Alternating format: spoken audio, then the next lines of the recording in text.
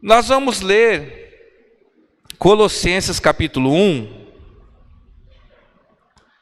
e falar da supremacia de Cristo. Nada melhor, irmão, do que falar de Jesus, amém? Nós vivemos numa era do consumismo. Nós queremos consumir, nós queremos adquirir, nós temos anseio por muitas coisas. Se eu pegar aqui o celular aqui de cada um, é bem provável que a maioria das pessoas, se eu abrir um aplicativo de compras, vai ter uma cesta. Não tem isso? A cesta. Se eu abrir aqui o aplicativo, né, do celular de vocês, é bem provável que, se não todos, a maioria, vai ter numa cesta um monte de coisas lá que você já pesquisou para comprar e colocou lá que você queria, não é? E a maioria dessas coisas, se não todas, são inúteis no sentido de que mais satisfaz o desejo da gente ter do que ter uma eficácia na nossa vida. Isso acontece quando a gente mora na casa, uma casa grande, e tem que mudar para um lugar menor.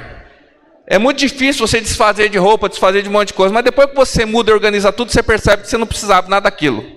Né, Mauro e Kel mudaram da casa para o apartamento, e para que tudo fique organizado tem que diminuir muitas coisas. Mas nessa época do consumismo, irmão, diz um ditado que a propaganda é a alma do negócio. Eu fiquei admirado, rapaz, que tinha uma cafeteria. Quem viu essa história aí da cafeteria? O dono da cafeteria, ele entrava num aplicativo de relacionamento e ele criou perfis falsos de homem e de mulher. E ele entrava no aplicativo e ele marcava encontro com homens e mulheres, e o local de encontro onde era? Cafeteria. E a pessoa entrava assim, já estou aqui. E aí ele no perfil falso, ele falava assim, eu já estou chegando, enquanto isso vai pedindo um café, alguma coisa. E ele fez isso durante um tempo, irmão, e chegaram a marcar muitos e muitos encontros no mesmo dia, e ele não aparecia. Então a pessoa que estava esperando tomava o café, não chegava ali, ninguém, e pagava o café e ia embora. E quem é que estava marcando lá o date? O dono da café. Eu falei, esse cara é um gênio. Esse cara é um gênio. Estava sendo, na verdade, um crime. Se torna um crime, né? Estava julgado, assim, enfim. Mas a propaganda é a alma do negócio. Só nesses primeiros 6 meses do ano, no Brasil, tivemos mais de 9 bilhões de reais investidos em propaganda e publicidade, para que as pessoas possam consumir os produtos ali, né? Já eu vou chegar na palavra, tá? E existem algumas estratégias de marketing para a gente atrair os clientes ou coisa assim. Obrigado, gente. Existe algumas estratégias. Isso aqui eu peguei de um conteúdo de marketing. Não tem nada de Bíblia, mas você vai entender. Vamos chegar lá. Existem estratégias como propaganda de recompensa e incentivo. O que é propaganda de recompensa e incentivo? Você compra um produto, você ganha um cashback. Já viu isso? Você vai lá no restaurante japonês, a cada 10 você ganha. Então você fideliza o cliente e você está comprando e está recebendo. Eu só quero dizer que muitas vezes nós entendemos a igreja como a gente entende o mercado. A gente vem para a igreja, se não tiver cashback a gente não volta. A gente vem até Jesus esperando também ter um retorno, ter benefícios, né? E tem igreja, e às vezes a gente pode até ter usado essa estratégia, venha e seja abençoado. É uma estratégia de marketing, você vai vir e você vai receber alguma coisa. Olha, seja fiel nos dízimos e nas ofertas, que o Senhor vai te abençoar. É uma maneira de você mostrar para a pessoa que ela vai ser. E eu não estou aqui para dizer se está certo ou está errado, tá bom, irmãos? Eu quero chegar no ponto. Existe uma estratégia de marketing que é a análise de dados. Já aconteceu de você pesquisar uma máquina de lavar e só aparece anúncio de máquina de lavar? Porque existe um comércio de dados. Quando você entra num aplicativo qualquer e você aceita os termos sem ler, lá está dizendo, inclusive, que eles podem usar os seus dados. Então tudo que você acessa, eles sabem, então ele vai vender isso para alguém que quer anunciar. Então eles pegam os seus dados e trabalham em cima da sua necessidade. Sabe que a gente como igreja também pode querer trabalhar em cima da necessidade daquilo que as pessoas querem? Se nós como igreja, se eu como pastor quiser apenas atrair pessoas para este negócio, então eu vou pregar só aquilo que as pessoas querem ouvir. E só vou tocar naquilo que é interessante para elas, porque eu sei o que elas querem. Mas eu posso estar negligenciando de ensinar realmente aquilo que elas precisam ouvir. Existe uma outra estratégia que são causas sociais e ambientais. Empresas que criam produtos ecologicamente corretos, porque tem aquelas pessoas, não, isso aqui não vai poluir a natureza. Então a gente consome com a consciência mais tranquila de que aquilo não vai gerar prejuízo. Amém? Vocês já viram essas coisas em algum lugar? Marketing digital, que a gente ouve falar muito. E tem um que é o marketing de influência. O que é marketing de influência? Você pega uma pessoa famosa, e essa pessoa ela é reconhecida, um ator, um jogador de futebol, um influencer, e aí você contrata essa pessoa para fazer propaganda do seu produto. Já viram isso em algum lugar? Às vezes aquela personalidade, ela nem consome o produto, mas ela é contratada para dizer para nós que ele consome. Então tem pessoas que são vegetarianas e estão fazendo propaganda de carne, não é? Tem pessoas que nem bebem, mas fazem propaganda de certas coisas. Então você está usando a imagem dessa personalidade para associar o produto, para que aquele produto seja mais conhecido. É ou não é verdade? Não acontece? Funciona ou não funciona? Demais. Tanto que também existe o contrário. Se uma dessas personalidades, isso está no contrato, a imagem dela for negativa, ela fizer alguma coisa que afeta a imagem dela e pode afetar a imagem da empresa, o contrato é quebrado, às vezes a pessoa tem que pagar a multa, não é isso? Então entenda o seguinte, e em cima disso aqui que eu quero entrar na palavra. Todo o garoto propaganda de algum produto, a imagem dele está associada à qualidade daquilo que ele está divulgando. Não é verdade? Se você vai numa loja que vende tênis, Nike, e você olha no pé do vendedor, ele está de Adidas, você vai ficar, ué, mas esse cara trabalha na loja da Nike e está usando Adidas, nem ele consome o produto que ele está vendendo. Se o camarada, ele vê o crente que fala de Jesus, que prega de Jesus, mas a vida dele não mostra quem é Jesus, então ele fala assim, alguma coisa está errada, nem ele acredita naquilo que ele prega. Então nós somos também portadores, nós somos o quê? Embaixadores do reino de Deus. Eu não estou falando de produto, eu não estou falando de empresa, eu não estou falando de dinheiro, amém? Estou associando a ideia de que nós representamos algo que está na nossa vida. E quando a nossa imagem, quando nós damos um mau testemunho, nós estamos diminuindo aquilo que nós carregamos. Porque as pessoas, por não conhecer o produto, eles acabam confiando naquela pessoa que está divulgando o produto. Então vem lá algum influencer que você segue nas redes sociais e ele fala assim, olha, essa água é a melhor que tem. Você nunca tomou, mas você fala, não é possível que um cara desse conhecido, com uma imagem a zelar, ele ia difundir qualquer produto. Não, eu vou consumir porque esse aí é de confiança. Tinha um personagem que só quem tem mais de 40 anos vai rir, que ele falava assim, eu a garanto. Né? Quem que era? Não sei, eu creio, só nem lembrar o nome de seus velhos. Por isso, irmãos, vamos lá, vamos entrar a palavra que é o que interessa. Existem essas personalidades. Agora é o seguinte, quando a imagem desse garoto propaganda é desmoralizada, tudo que ele representa também é desmoralizado, certo? É isso que estava acontecendo na igreja dos Colossenses. Estavam diminuindo a pessoa de Jesus. Jesus, naquele período, nós estudamos hoje pela manhã, ele não estava sendo visto, algumas lideranças, alguns homens religiosos, diziam que Jesus não era Deus, não era o Filho de Deus, ele era um ser iluminado, até um profeta, como um anjo, mas não Deus. Ele não morreu, não ressuscitou e ele não pode salvar, mas ele é um ser iluminado. E automaticamente, quando eu diminuo quem é Jesus, tudo aquilo que Jesus representa acaba perdendo o seu valor. Por exemplo, a igreja.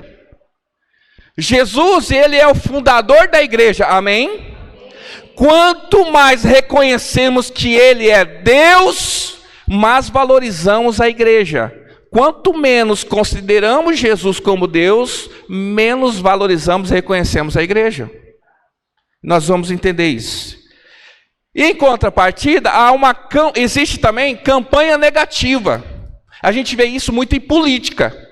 Tem candidato que gasta mais para denegrir a imagem de um adversário político do que para promover a sua. É ou não é verdade? Nesses últimos tempos dava até nojo, não é isso? É mentira, é fake news, e fala daquilo, acusa do outro, porque às vezes vai afetar mais denegrindo a imagem. Então existe uma estratégia também no mundo que trabalha para denegrir a imagem da família, a imagem da igreja, a imagem do próprio Cristo. Quem aqui já ouviu de alguém assim? Rapaz, eu construí minha casa, eu não tive problema com ninguém, só com crente. Todo mundo aqui já sofreu na mão de um crente. Porque não pagou, porque não honrou, porque não sei o que tem. E isso vai denegrindo a imagem de quem? Da igreja. E a igreja também não ajuda, a gente não ajuda muito, né? Então, existe um processo. Então, esse processo de denegrir, de diminuir a pessoa de Jesus, naquela época que Paulo escreve aos Colossenses, não é diferente de hoje. Então, eu quero falar hoje, quem é Jesus, realmente? Quem é Jesus? É o cara lá de cima? Agora que a gente está se achando porque a gente chama Jesus de você. Senhor, você é meu amigo, você é o cara. A gente vai se despindo de cerimônia para a gente se achegar a Ele, porque o caminho está aberto. Irmãos, não é bem assim. Então vamos comigo, Colossenses capítulo 1. Nós vamos ler a partir do versículo 15. Você sabia que esse capítulo, esse versículo aqui do 15 até o 20, se não me engano, ele é um cântico, é um hino. Ô Maurinho, você quer saber como é que eram os louvores na época da igreja primitiva? Esse é um louvor que eles cantavam nos cultos. Depois eu vou compartilhar no grupo da igreja, é algo, né, hoje, que alguém canta, transforma isso aqui numa música. Mas esse conteúdo, Paulo está escrevendo uma carta, do nada ele coloca a letra do louvor. E o que nós vamos ler agora, que é do versículo 15 até o 23, é um louvor que se cantava quando a igreja se reunia aqui na época de Paulo. Primeiro é Colossenses, capítulo 1, versículo 15. Estamos juntos aí? Ele é a imagem do Deus invisível, o primogênito de toda a criação, pois nele foram criadas todas as coisas, nos céus e na terra, as visíveis e as invisíveis, sejam tronos ou soberanias, poderes ou autoridades, todas as coisas foram criadas por Ele para... Ele é antes de todas as coisas, e nele tudo subsiste. Ele é a cabeça do corpo, que é a igreja. É o princípio e o primogênito dentre os mortos, para que tudo tenha supremacia. Versículo 19, pois foi do agrado de Deus que nele habitasse toda a plenitude, e por meio dele reconciliasse consigo todas as coisas, tanto as que estão na terra quanto as que estão nos céus, estabelecendo a paz pelo seu sangue derramado na cruz. Aleluia. E ele fala assim,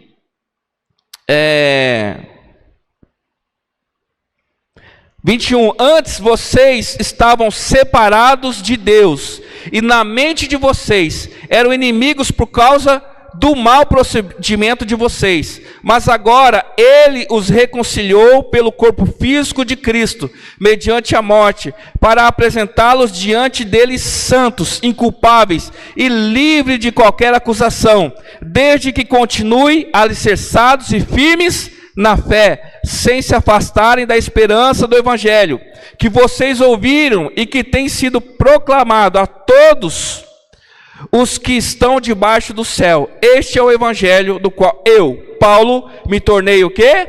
Ministro. E agora nós lemos do versículo 15. Vamos ler o versículo 13 e 14.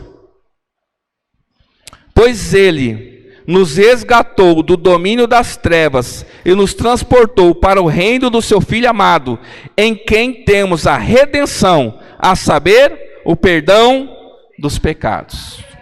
Glória a Deus, irmãos.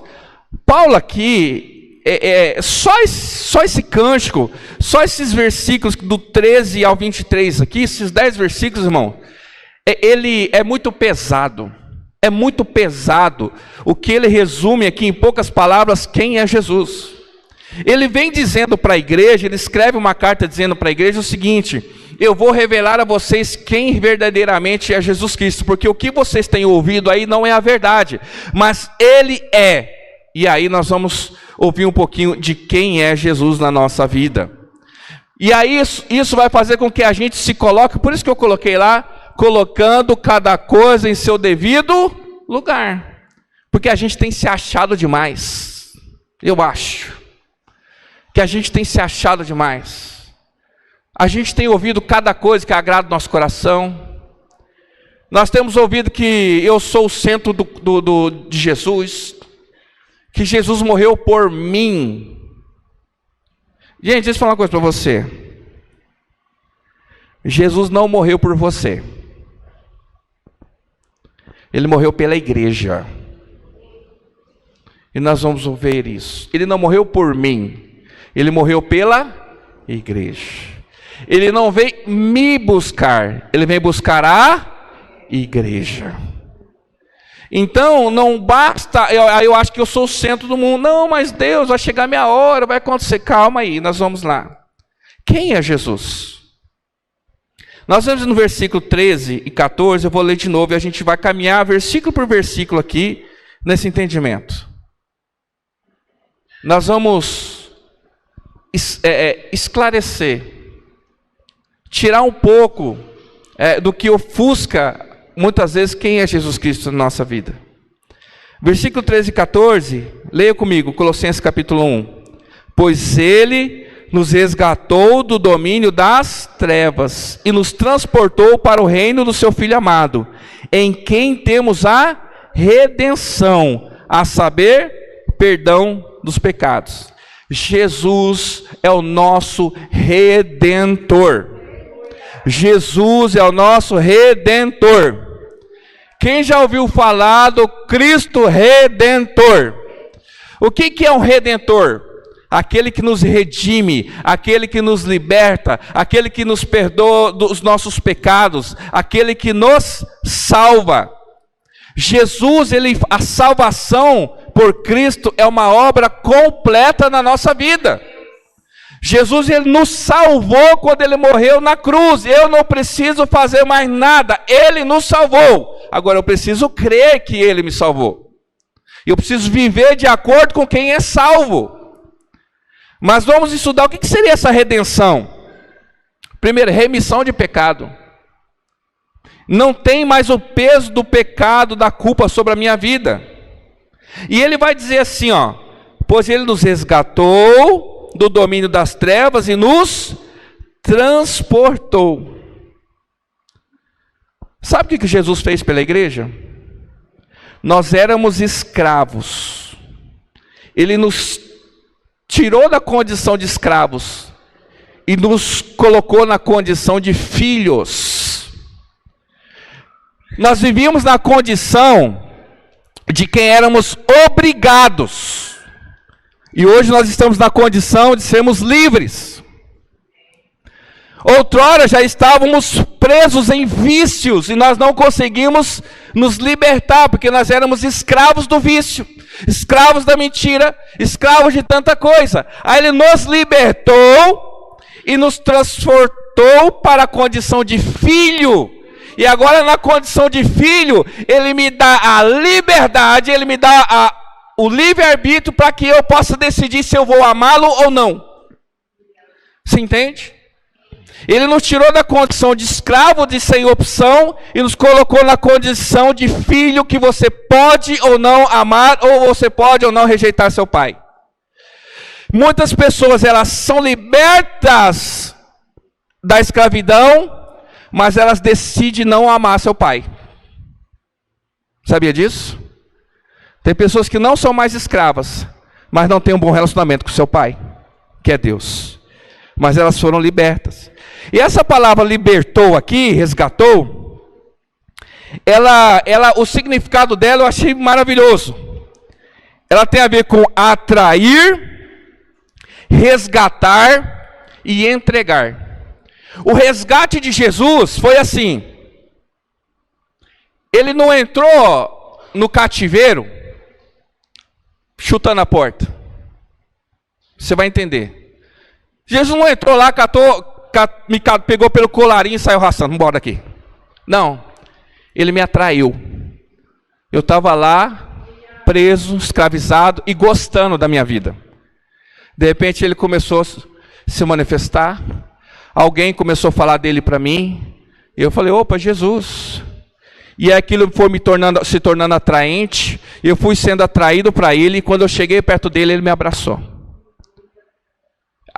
O profeta vai dizer que nós somos atraídos por cordas de amor. Não é isso? Atraídos, envolvidos com cordas humanas. E aí quando eu já estava perto, ele me resgatou. Ele me tira. Aí ele me resgata. E diz que ele me entrega. Ele entrou no lugar da escravidão. Ele revelou o seu amor por mim. Ele me atraiu. Ele me envolveu. Ele me tirou e me colocou na condição de filho e de liberto. Isso foi o que Jesus fez comigo e com você. Isso é resgate. Isso é ser resgatado. Sabe aqueles soldados israelenses que estão entrando no meio do fogo cruzado para tentar resgatar alguém lá que está prisioneiro? É isso aí que ele fez. Ele entrou lá e ele falou assim, você quer vir embora? Porque muitas pessoas que estão aprisionadas não querem sair das suas prisões. Muitas pessoas que são escravas do pecado, escravas de tanta coisa, ela está pertinho, Jesus fala, vamos, entrega a sua vida para mim. Essa pessoa, não, eu vou ficar aqui, eu não tenho força, mas assim, eu estou aqui para te carregar. E a pessoa, eu vou ficar por aqui.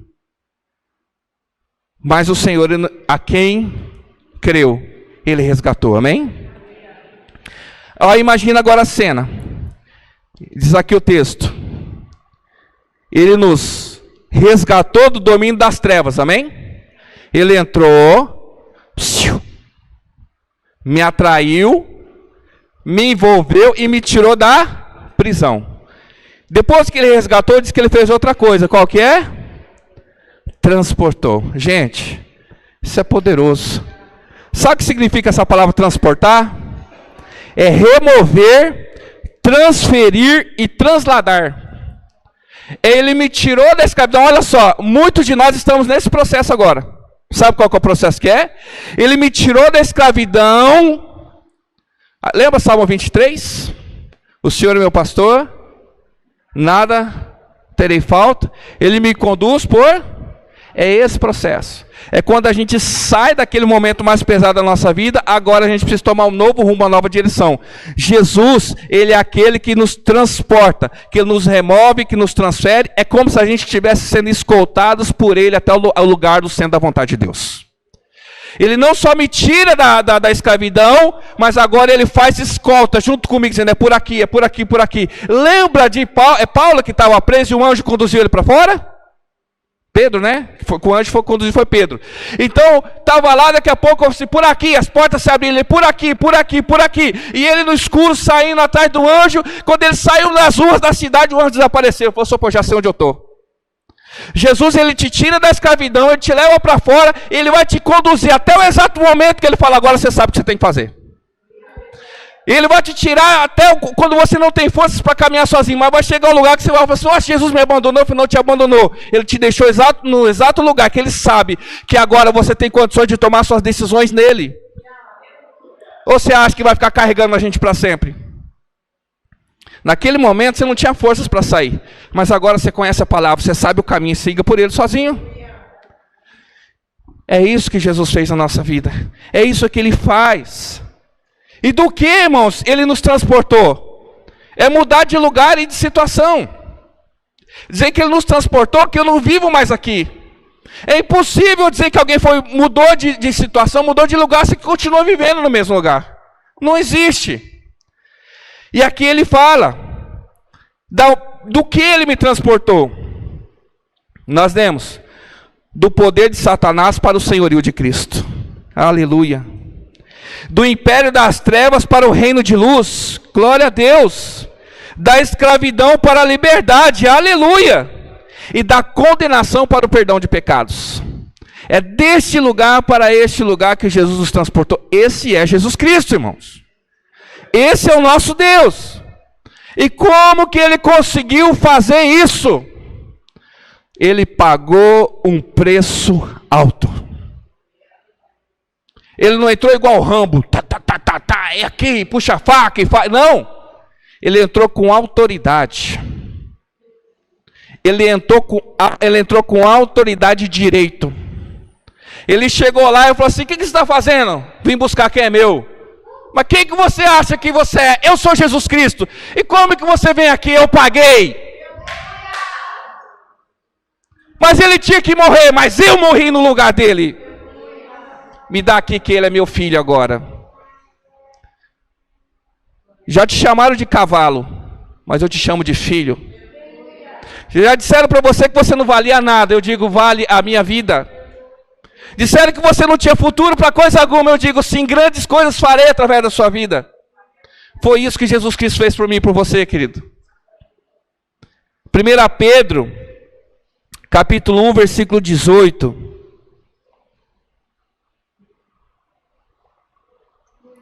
Pedro, ele fala assim, pois vocês sabem que não foi por meio de coisas perecíveis como prata ou ouro, que vocês foram redimidos da sua maneira vazia de viver, que lhes foi transmitida por seus antepassados, mas pelo precioso sangue de Jesus. Jesus, ele entrou no lugar de escravidão, e ele apresentou o seu sangue como pagamento pela minha e pela sua vida. E nós precisamos olhar para Jesus como aquele que nos resgatou, querido. Eu ouvi um relato hoje dessas histórias muito tristes de Israel. Um pai israelense, ele recebe a notícia de que a filha dele, que tinha sido levada a refém, tinha morrido. Sabe o que ele fez? Sim! É a melhor coisa que poderia ter acontecido com ela, a morte. O pai chorando, celebrando que a filha dele tinha morrido, porque foi melhor ela ter morrido do que ela permanecer refém, sendo judiado por aqueles terroristas. Pesquisa isso. Ele diz, melhor coisa que poderia ter acontecido com a minha filha é ela morrer, porque ela poderia ficar escravizada, sendo violentada, judiada, mutilada nas mãos daqueles terroristas. Você entende? A morte para muitos é a melhor coisa, mas o Senhor já nos tirou de lá. Ele nos tirou dessa condição de a gente achar que a morte é a melhor solução. E nos trouxe para um lugar onde que a vida, e a vida eterna, irmão, é o lugar para onde o Senhor está nos conduzindo. Aleluia! E aí então Paulo vai dizendo, ei, não é qualquer um. Ele é o Salvador, Ele é o Redentor. Ele é aquele que nos tirou das trevas e nos transportou para a luz. É aquele que outrora éramos escravos, mas agora nós nos fez filhos. Aleluia! Então, irmão, seja filho, seja grato, honre o preço que foi pago pela minha vida, pela sua vida, não desperdice essa oportunidade. Este é Jesus. É este que nós viemos nesse lugar adorar. É a esse que nós viemos aqui louvar. É a esse que nós viemos aqui ouvir, aquele que nos resgatou. Versículo 15, ele continua dizendo: Ele é a imagem do Deus invisível, o primogênito de toda a criação, pois nele foram criadas todas as coisas, nos céus, na terra, as visíveis e as invisíveis, sejam tronos ou soberanias, poderes ou autoridades. Todas as coisas foram criadas por Ele e para Ele. Ele é antes de todas as coisas e nele tudo subsiste. É esse Jesus. É esse Jesus que eu me ajoelho na beira da cama para agradecer. É esse Jesus que eu venho aqui para pedir. É esse Deus. Que Ele é o Criador de todas as coisas. E Ele diz aqui no versículo 15, Ele é a imagem do Deus invisível. E essa palavra imagem significa reflexo. Você já viu o seu reflexo? Às vezes a gente não concorda com o nosso reflexo. Tem duas coisas que na maioria das vezes eu não concordo, irmão. Com o espelho e com a balança.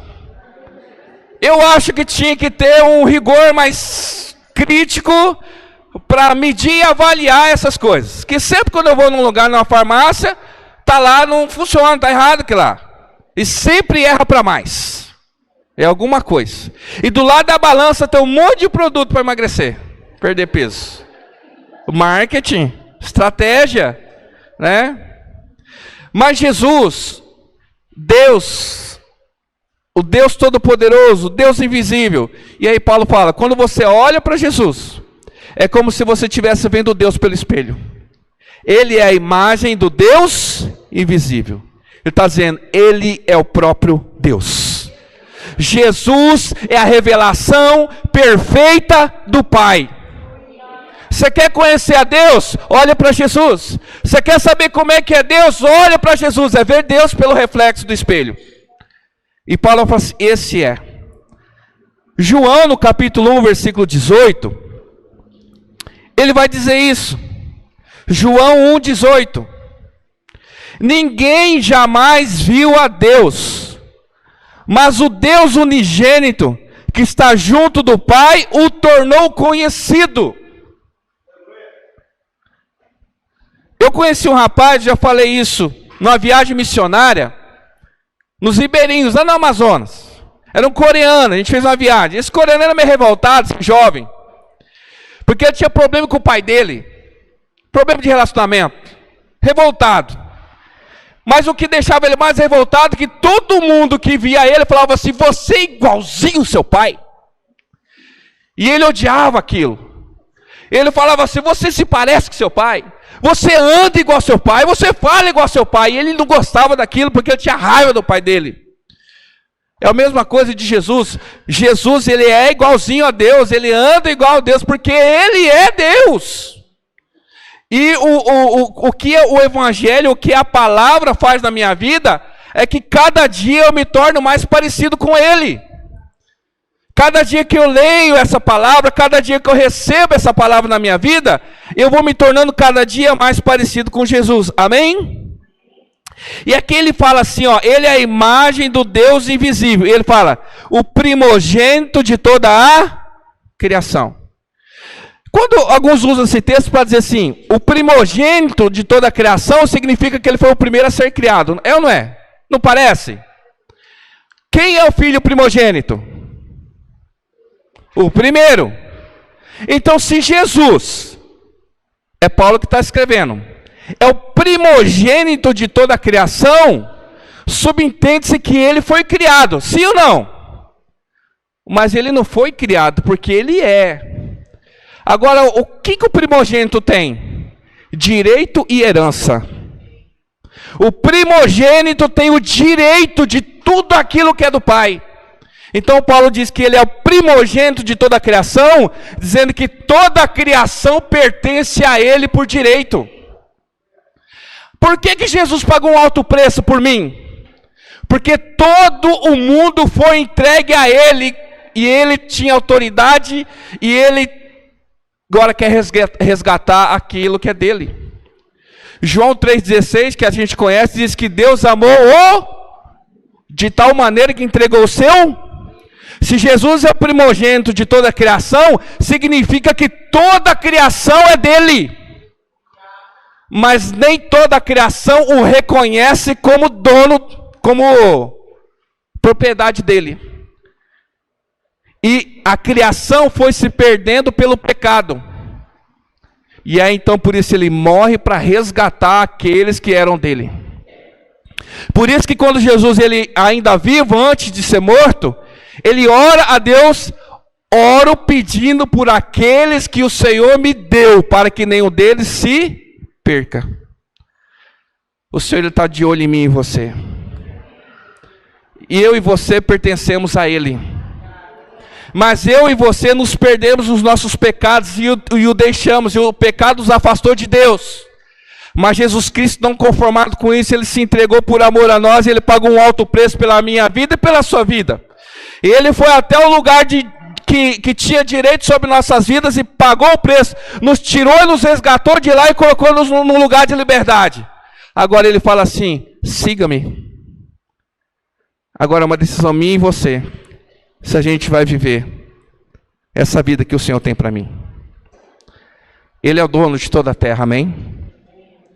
E olha só, ele vai dizer aqui, no versículo 16: pois nele foram criados o que? Algumas coisas? Essas coisas nele foram criadas. Coisas palpáveis, diz aqui, nos céus e na... O que foi criado nos céus e na terra? Isso aqui, madeira, animais, pedras, as aves do céu.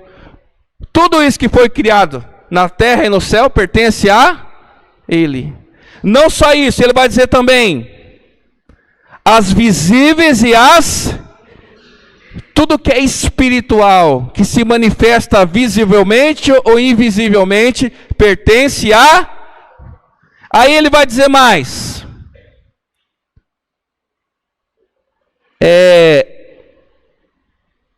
tronos ou soberanias, poderes ou autoridades. E alguns vai dizer principados ou potestade. Está dizendo que Jesus, ele tem autoridade sobre toda a criação, ele tem autoridade sobre todas as coisas espirituais, ele tem autoridade sobre todas as autoridades, sejam elas terrenas, sejam elas espirituais. Ele é o Senhor de toda a terra. Esse é o Jesus a qual nós oferecemos a nossa oferta, nós devolvemos o nosso dízimo, que nós prestamos o nosso serviço, a nossa adoração. É esse Senhor. É o Senhor de toda a terra. Ele não só é dono. Irmão, você sabe que eu costumo dizer assim: às vezes a gente não sabe o que a gente quer. Quem quer, sei lá, ter um desejo no seu coração de ter uma Ferrari? Um carro aí, qualquer que custe aí pelo menos R$500 mil. R$500 mil, dá para comprar uma Porsche, não dá? Lamborghini, pronto. Vamos colocar aí uma Huracan aí, não sei quantos, 700 mil, R$1 milhão. Quem quer? Quanto que é o IPVA de uma mesmo? O IPVA é quantos por cento? 4%? Quanto que é 4% de R$1 milhão? Quanto que é? Não, 40 mil, não é isso? É? 40 mil? Tá bom, 40 mil dividido por por 10, não vou dividir por 12 não, que não está na hora de ficar fazendo conta não. Meu, 4 mil por mês, só do IPVA. Coloca etanol aqui do posto Brasil. Não, tem que ser a Pódium, tem que ser a gasolina de avião. Quanto que é o litro? Não basta querer conquistar algo de valor, tem que ter poder para sustentar. Irmão, mulher bonita custa caro. Não é não, rapazes? Os homens casados aqui, querem que é bonito, custa caro. Essa unha custa, a sobrancelha custa, o cílio custa, o cabelo custa. Custa caro. Melhor ter uma Lamborghini. É mais em conta de sustentar uma Lamborghini. Agora imagina sustentar toda a terra.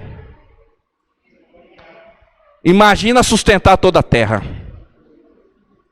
Ele não é só poderoso porque ele criou tudo, não. Ele é poderoso porque ele tem poder para sustentar. Versículo 17. Ele é antes de todas as coisas e nele tudo subsiste. Amém? Ele sustenta todas as coisas. Hebreus, o autor de Hebreus, no capítulo 1, versículo 3, ele diz assim. Hebreus 1, versículo 3.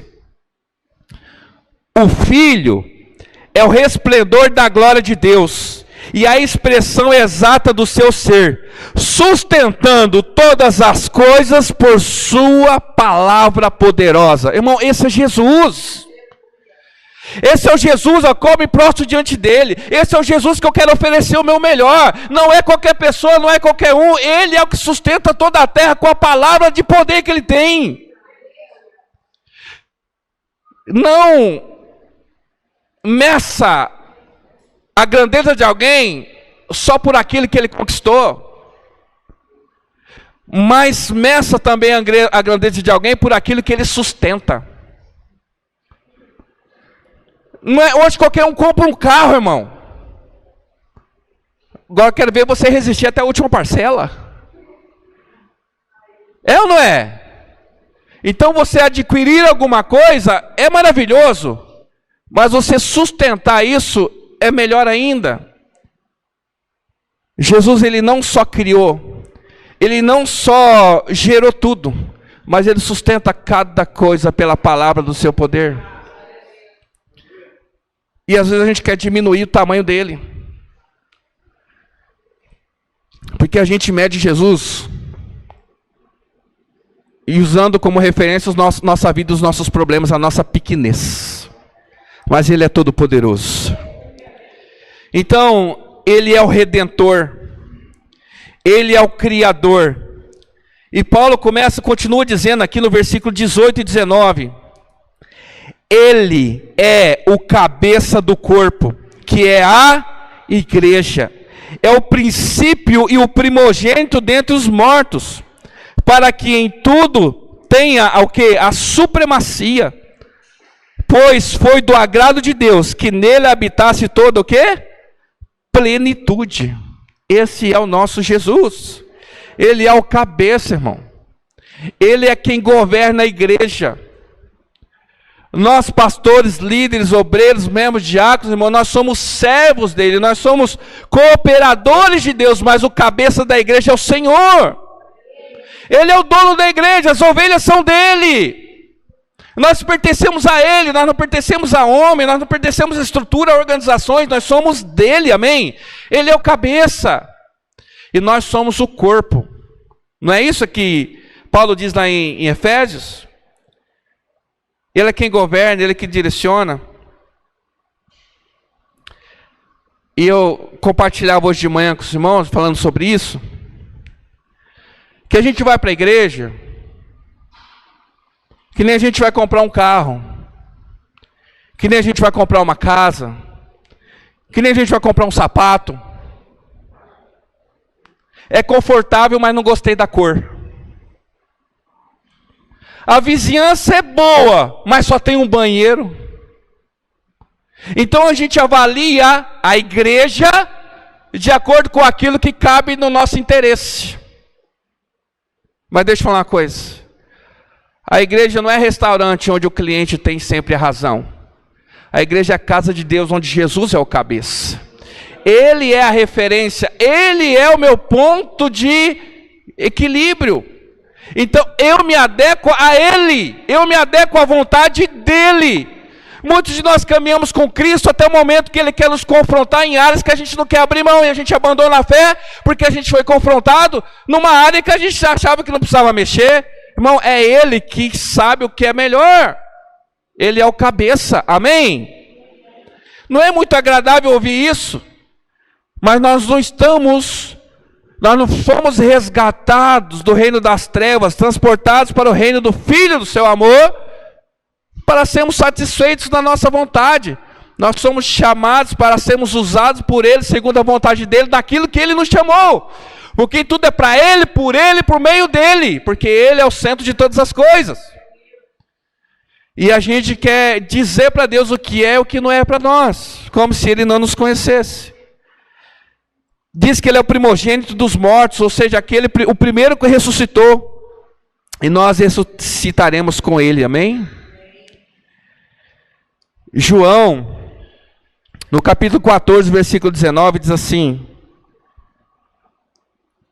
dentro de pouco tempo, o mundo já não me verá mais. Vocês, porém, me verão, porque eu vivo, vocês também viverão. Irmãos, nós ressuscitaremos com Cristo. Jesus é a garantia da nossa salvação. Jesus é a garantia da ressurreição. Querido, nós podemos até ter medo de morrer, mas nós não precisamos ter medo da morte. Se eu pudesse escolher o jeito que eu vou morrer, eu queria morrer dormindo. Não é? Você deita, você acorda assim, nó, Moisés, Abraão. E esses dias eu fiquei assim, fui tremendamente confrontado, vendo um videozinho de um rapaz, que ele é cego de nascença, e ele é um adorador, ele é crente, ele prega, eu não conheço a história dele. Mas eu ouvi um trecho que ele fala assim: olha que coisa maravilhosa, cego, nunca nasceu cego. Olha que coisa maravilhosa, igreja, pregando. A primeira coisa que eu vou ver é quando eu for salvo. A primeira coisa que meus olhos vão contemplar é a pessoa de Jesus Cristo. Eu fiquei pensando, rapaz, ele é cego. E eu pensando, o cego sonha? Como que é o sonho do cego? E ele dizendo assim: a primeira coisa que eu vou ver quando eu abrir meus olhos vai ser Jesus Cristo. Porque nós ressuscitaremos com Ele. Irmãos, tenha certeza, convicção da sua salvação. Porque esse mundo não é fácil. Muita gente não quer ter filho. Você vai ter mais um filho? Ah, não, por quê? O mundo está complicado, não é isso? Antigamente você tinha 3, 4 filhos para ajudar na roça. Quanto mais filho, mais mão de obra. Pelo menos 4, um para cuidar das galinhas, outro dos porcos, outro para alimentar o gado e uma para ficar ajudando a mãe acendendo o fogão a lenha. Então a prosperidade era ter muitos filhos. O nome era perpetuado pela quantidade de filhos. Hoje, não estou dizendo que está certo, estou dizendo que está errado. Estou dizendo que mudou muita coisa, a gente tem medo de ter filho por conta do mundo. É ou não é? Agora se a gente pensar, rapaz, eu vou encher de filho o mundo... e vai ser tudo crente salvo de Jesus Cristo para pregar, para ganhar a vida, para ser benção, né? Se a gente pensasse desse jeito, né? A gente tem medo. Ele é o primogênito dos mortos, esse é o nosso Jesus. Diz aqui que toda a plenitude reside nele. Isso é poderoso. Versículo 19: pois foi do agrado de Deus que nele habitasse toda a plenitude. Sabe o que significa que toda a plenitude está nele, irmão? É que Jesus não precisa de mim para nada. Jesus não precisa de você para nada. Jesus não precisa da igreja para nada, porque Ele é autossuficiente, Ele é pleno em tudo. Ele criou tudo sozinho. Quem eu penso que sou para achar que Jesus precisa de mim? Quem eu penso que sou para achar que o que eu faço comove Deus? Não. Trabalhar com Ele, irmão, é um privilégio. Fazer parte da obra dele é uma honra. Ser cooperador no reino de Deus é o maior privilégio que alguém pode ter. Tem gente que se contenta, irmão, de abrir a porta para a autoridade. Tem gente que fica feliz porque eu sou copeiro do rei. Eu sou não sei o que tem. Carrega o crachá de uma empresa. Olha, eu trabalho na empresa tal. Olha que não sei o que tem. Irmão, Jesus Cristo é o nosso Senhor. Nós servimos a Ele. Não existe honra maior, não existe nada melhor. Esse é o nosso Deus. A gente tem mais prazer de servir a homens do que servir a Deus. Às vezes eu não julgo o motivo, às vezes você não tem vontade de ir na igreja. E talvez tem muitos motivos para isso, não sei. Eu não estou bem hoje. Eu vou ver aquele irmão, vou ver aquele pastor. A igreja não é minha, a igreja é dele. Mas trabalhando na empresa, com ônibus fretado, salário de 10 mil por mês, vale refeição de 2 mil, PLR de 30 mil, que não sei o que tem, e não sei na onde. Vai trabalhar cansado, dor de cabeça, com dor de barriga, não reclama um dia. E lambe o sapato do chefe. Jesus é muito maior. Esse é o Deus que nós servimos. Você procura alguém para servir a Deus, para fazer alguma coisa por Deus, é má vontade, não quero, estou machucado. Entrevista de emprego, para ganhar 2 mil, a fila de 500. Dorme na porta, não tem, como é que fala? Reputação, não zela pelo nome, passa frio, passa calor, mas para servir a Deus é uma frescura. Jesus manda o seu currículo, para ver se eu aceito o seu chamado. Para ver se está na hora, se chegou o meu dia. Vai chegar a minha hora. Não, irmão. A hora já chegou. E se ficar marcando, vai passar. Ele não precisa de mim, Ele não precisa de você. Ele levanta, Ele exalta, Ele abate, Ele coloca, Ele cria, Ele arranca, Ele planta. A oportunidade é para mim, o prazer é para mim, o privilégio é para mim, porque Ele é Jesus, o dono de toda a terra. E a gente faz as coisas para... Estou fazendo porque é para Deus. Sabe o que eu estou dizendo? Estou fazendo um favor para o Senhor, hein?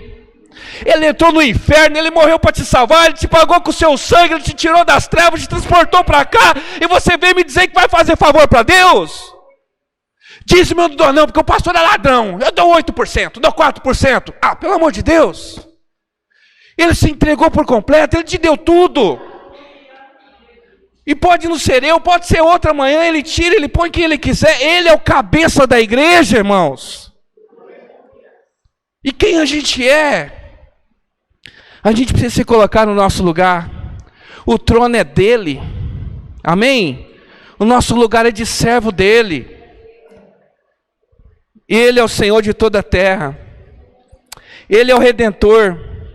Ele é o Criador de todo o que nós temos.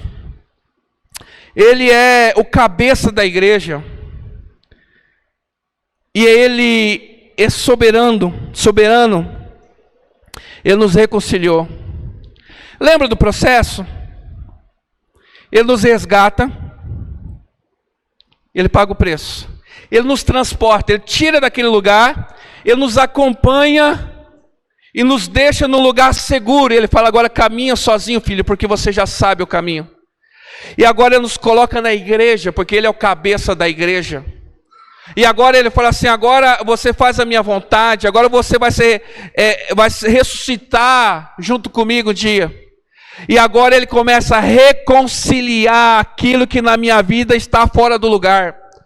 Agora Ele começa a restaurar, e diz que aqui no versículo 20, diz assim: por meio dele, reconciliar-se consigo todas as coisas, tanto as que estão na terra, quanto as que estão no céu, estabelecendo a paz pelo seu sangue derramado na cruz. Saído do domínio das trevas, da escravidão, Ele me libertou Eu não tinha forças para me levantar, mas Ele me conduziu, Ele me transportou para o reino de luz do seu amor. Ele me colocou na igreja, Ele é o cabeça. Agora Ele fala, agora eu vou restaurar a tua casa, vou restaurar teu coração, vou restaurar a tua alma, vou restaurar o teu espírito, vou restaurar. Ele começa a fazer um processo de restauração na nossa vida. E isso é aqui na terra, porque quando Ele voltar, quando sermos arrebatados, quando a gente vai receber um corpo glorificado, não precisa de restauração, vai ser tudo novo. A restauração é enquanto estamos aqui na terra. Eu sei, eu fui abusado, eu fui abandonado, eu fui traído, eu fui injuriado, eu fui isso, Ele sabe, por isso que Ele quer trabalhar para restaurar tudo na nossa vida. E tudo é restaurado nele. E Ele tornou possível um acesso que o pecado impedia a gente de alcançar. Mágoa, rancor, raiva, ódio, medo. Ele criou um caminho que eu posso vencer tudo isso. Para que Ele nos reconciliou? Para que Ele fez tudo isso? Está dizendo aqui, versículo 21. Antes, vocês estavam separados de Deus, e na mente de vocês eram inimigos por causa do mau procedimento de vocês. Olha só, ele está dizendo o seguinte, Paulo está dizendo que nós éramos separados. Mas diz que na nossa mente, é isso que diz, olha lá, lê o versículo 21. Antes vocês estavam o quê? Separados de Deus. Quem que fazia a separação entre mim e Deus? Pecado. Jesus veio, me resgatou, perdoou meu pecado. Amém? Só que ele diz assim: e na mente de vocês eram inimigos do mau procedimento de vocês. Onde que a gente entende que a gente é inimigo de Deus? Toda vez que a gente peca, irmãos, vem um peso de acusação sobre nós. E muitos de nós não conseguem se firmar no Senhor, porque a gente fica se acusando por conta do nosso pecado. E ele fala, porque é na sua mente. Mas ele continua, versículo 22. Mas, agora, Ele os reconciliou pelo corpo físico de Cristo, mediante a morte, para apresentá-los diante dele, o quê? Santos. Está dizendo que Jesus Cristo morreu, Ele entregou o seu corpo físico, para que eu e você pudéssemos viver sem culpa, sem acusação. Irmão, ser santo não é viver sem pecar. Ser santo é viver separado para Deus. Ser santo é mesmo estar na igreja, mesmo pecando, mesmo às vezes tropeçando, mesmo caindo, mas você ter a plena convicção que você foi separado por Deus e precisa permanecer nele. Santidade não é viver sem pecar. Não estou incentivando o pecado, não estou dizendo que você pode pecar à vontade, mas eu estou dizendo, se você e eu pecarmos, nós ainda fomos chamados, escolhidos para sermos dele. E a gente precisa entender isso. Mas a gente vai assim, sou santo, pequei, não sou santo. Já tem uma semana que eu não peco, sou santo, pequei, não sou santo. Quem já viveu esse conflito? Está em santidade, irmão, para subir no altar? Aí já entende assim, está em pecado, irmão, para subir? Não. Santidade é ter a plena consciência de que você pertence a Ele.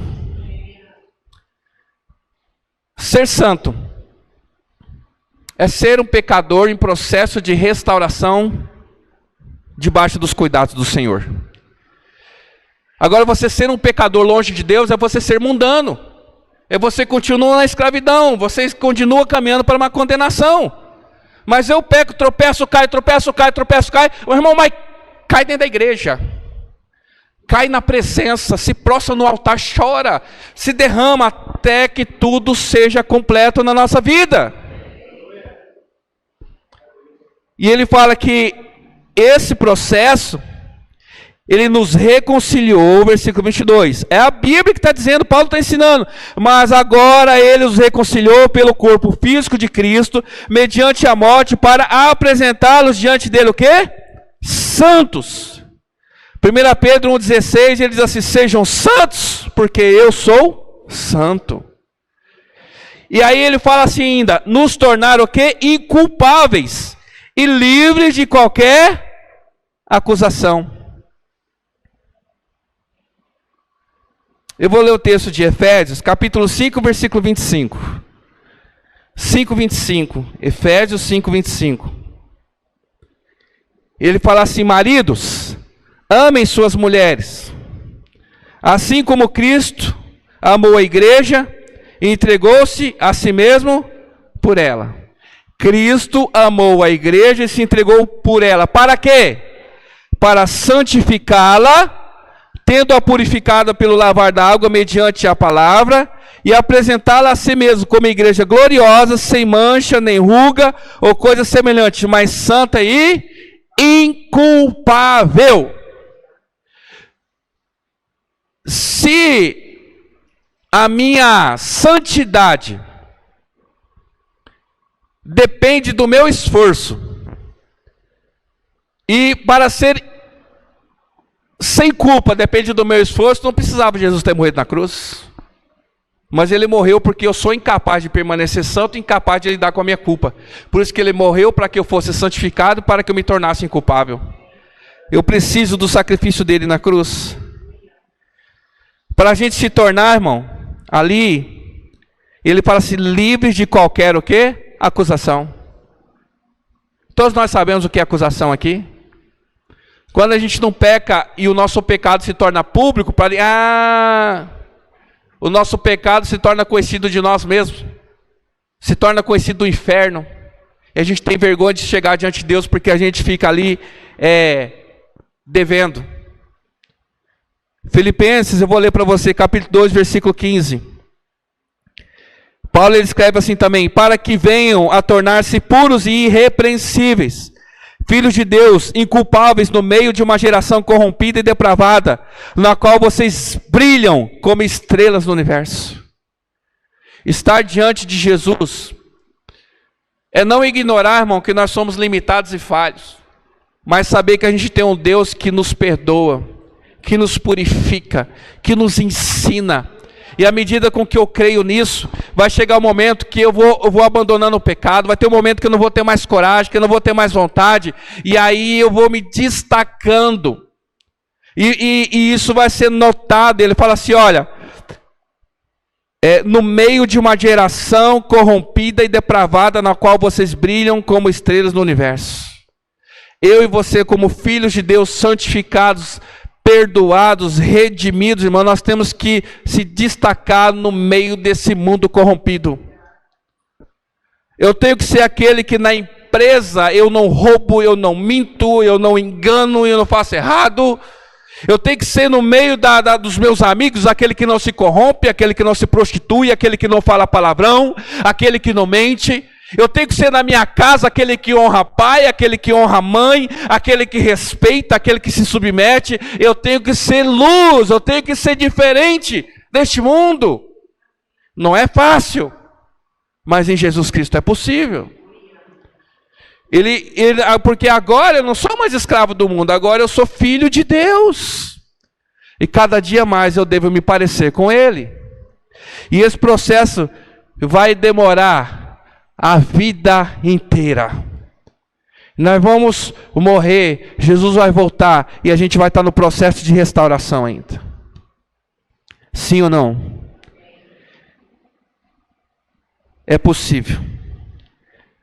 Quem crê que é possível viver uma vida santificada, sem culpa e livre de qualquer acusação? Quem quer viver assim? Mas ele fala, só é possível viver isso. Versículo 23, leia comigo.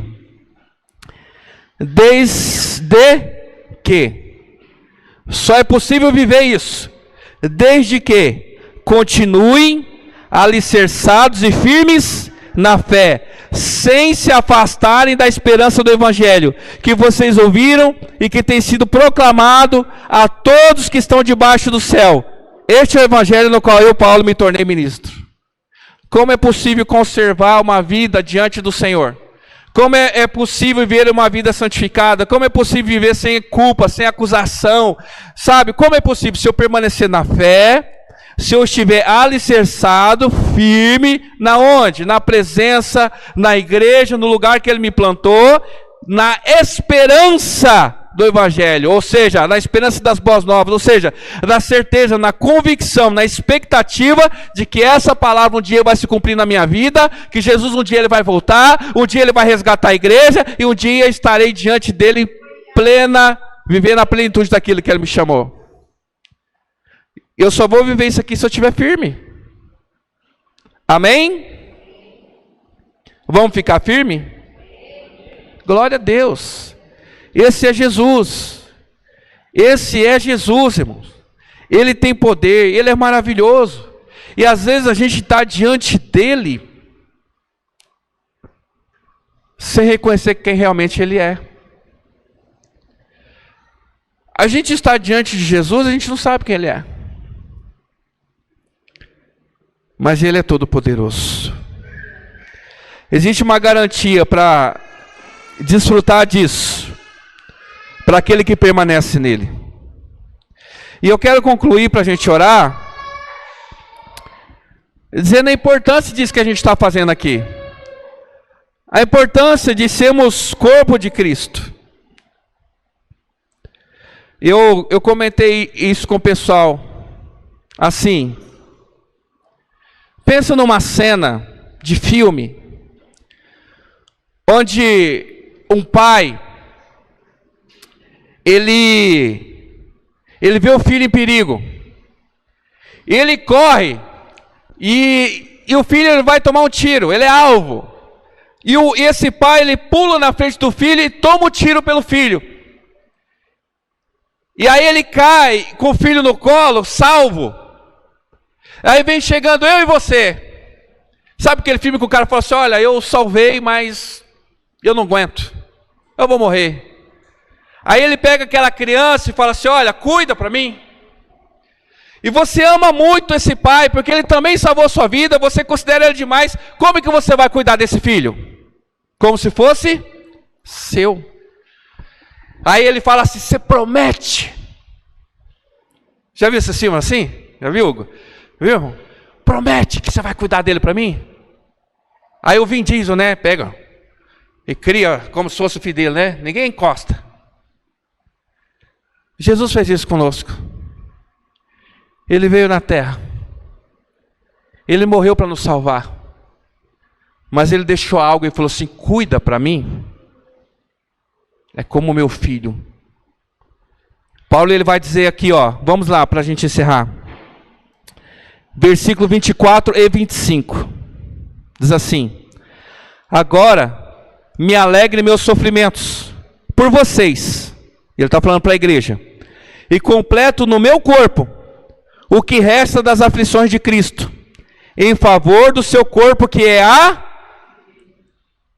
dela me tornei ministro, de acordo com a responsabilidade por Deus a mim atribuída, de apresentar-lhes plenamente a palavra de Deus.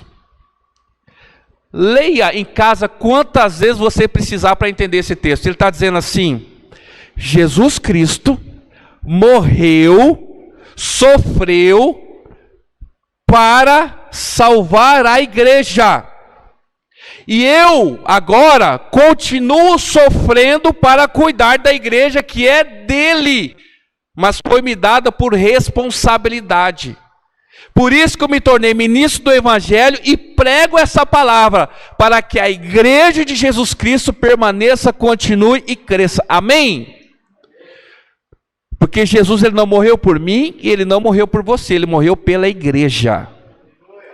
Olha aqui, Colossenses aqui no 1:24, eu vou ler de novo. Agora me alegro em meus sofrimentos por vocês, e completo no meu corpo o que resta das aflições de Cristo, em favor do seu corpo que é a igreja. E nós lemos Efésios 5:25 já, que Paulo diz assim, se Jesus, ele fala assim, maridos, amem suas mulheres assim como Cristo amou o quê? A igreja, entregou-se a si mesmo por ela. Se Jesus, deu a vida dele pela igreja, talvez a igreja valha alguma coisa. Sim ou não? Estamos aqui reunidos como igreja não é qualquer coisa. Estarmos aqui não só significa que eu preciso de cura. Estar aqui não só significa que se eu não estiver aqui eu vou para o inferno. Estar aqui não só significa que eu estou desempregado, eu preciso de um favor de Deus. Estar aqui não significa que eu tenho alguma enfermidade, eu preciso de cura. Não, irmão, estar aqui significa dar continuidade naquilo pelo qual Jesus Cristo deu a vida dele. Ser filho de Deus, servir a Ele como filho, né? Servir a Ele, a igreja dele, não é qualquer coisa. E eu dizia, pessoal, não é fácil. É muito comum a gente ouvir assim, ó pastor, toque meu cargo. Não aguento não, estou sofrendo, estão me machucando, nossa, estão judiando de mim. Eu não mereço isso não. Eu já ouvi assim, nem meu pai falou assim comigo. Eu falei, tá bom, vai fazer o quê? Você não vai obrigar ninguém. Ah, não quero mais servir não. Por que isso? E Paulo está dizendo, Jesus Cristo morreu pelos mesmos miseráveis que você está saindo. Ele deu a vida dele por mim que irrita você.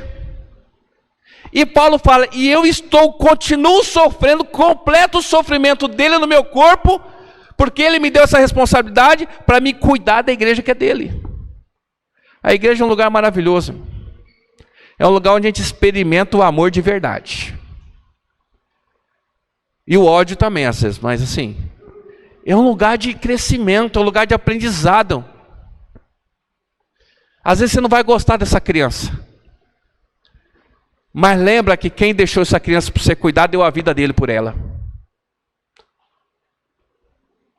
Aí você fala assim, minha vida não vale nada, não tem um valor, não sei o que tem. Mas lembre que a sua vida faz parte do corpo qual que ele deu a vida para salvar. Mas essa palavra só tem efeito na vida daquele que permanece, amém?